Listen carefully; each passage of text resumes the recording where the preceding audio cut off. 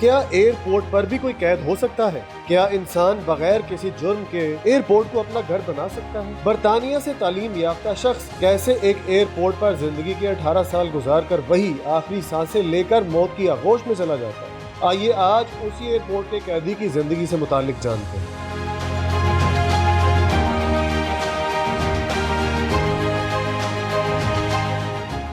مہران کریمی نصیری ایک ایسا شخص جس نے زندگی ایئرپورٹ پر گزار دی، لیکن اسے جب وہاں سے جانے کا موقع ملا تو اس نے منع کر دیا اور اسی ایئرپورٹ پر بسیرا کر لیا۔ پیرس کے چارلس ڈی گال ایئرپورٹ پر موجود یہ شخص مہران کریمی نصیری ہے۔ دنیا کے سب سے بڑے ایئرپورٹ پر ہزاروں لوگوں کے بیچ ایک ایسا شخص رہتا تھا جو کہیں کا نہیں تھا، نہ اپنے ملک کا نہ کسی دوسرے دیش کا۔ کوئی اسے دی ٹرمینل مین کے نام سے جانتا تھا تو کوئی ہوائی اڈے کا قیدی مانتا تھا۔ مہران کریمی کا جنم 1942 میں ایران کے شہر مسجد سلیمان میں ہوا۔ باپ ایرانی اور کہتے ہیں کہ اس کی ماں برطانوی تھی۔ تعلیم، خواب اور آزادی یہی اس کے دل کے چراغ تھے، لیکن 1970 کی دہائی میں ایران کی سیاست بدل گئی، انقلاب آیا اور بہت سے خواب ٹوٹ گئے۔ مہران کریمی نے ملک چھوڑنے کا فیصلہ کیا۔ مہران کریمی ناظری 1988 میں سیاسی وجوہات کی بنا پر ایران سے بے دخل کر دیے گئے۔ وہ مختلف ممالک میں پناہ لینے کی کوشش میں تھے، لیکن انہیں کوئی بھی ملک قبول نہیں کر رہا۔ اس نے خود کو سیاسی پناہ گزین کہا اور یورپ کے سفر پر نکل پڑا۔ اسے بس ایک ایسی جگہ چاہیے تھی جہاں وہ سکھ کا سانس لے سکتا۔ مہران کو اقوام متحدہ نے پناہ گزینی کی منظوری دے دی۔ اس کے ہاتھ میں ایک کاغذ تھا،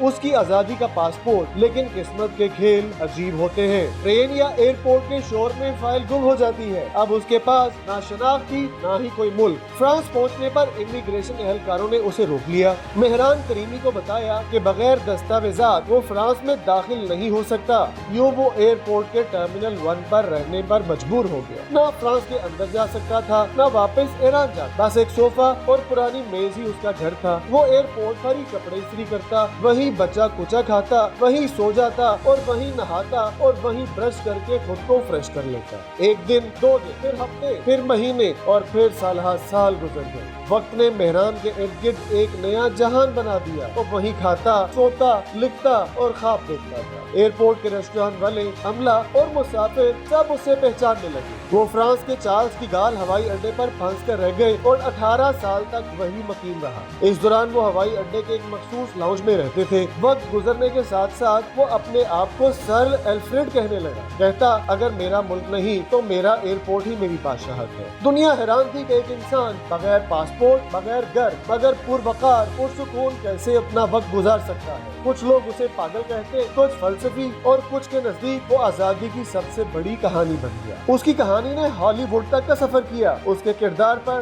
اسپلبرگ نے فلم بنائی، ٹام ہینکس نے کردار ادا کیا، لیکن اصلی مہران اب بھی اسی بینچ پر بیٹھا تھا، خاموش مگر مسکراتا ہوا۔ ایئرپورٹ کا ہر مسافر اس کے پاس سے گزرتے ہوئے لمحہ بھر کو سوچتا، کیا آزادی صرف کاغذ پر لکھی چیز ہے؟ 2006 کی 100 ایمبولینس کے سائرے میں مہران کو ہسپتال لے جایا گیا۔ وہ ہسپتال منتقل ہوا، کچھ عرصہ بیرونی دنیا میں گزارا، مگر وہ دنیا جو اس کے دل میں تھی وہ وہیں ایئرپورٹ میں رہ گئی۔ کئی سال بعد خبر آتی ہے کہ سر ایلفریڈ کا انتقال ہو گیا۔ چارلس ڈی گال ایئرپورٹ وہی مقام جہاں اس نے زندگی گزاری، وہی اس کا آخری ٹھکانہ بنا۔ ایک لمبی خاموش مسکراہٹ کے ساتھ وہ دنیا چھوڑ گیا جو اس کی نہیں تھی۔ لوگ آج بھی مہران کریمی کو یاد کرتے ہیں، لیکن اس کے وفات کے بعد وہاں سے اس کا سب کچھ اٹھا لیا گیا۔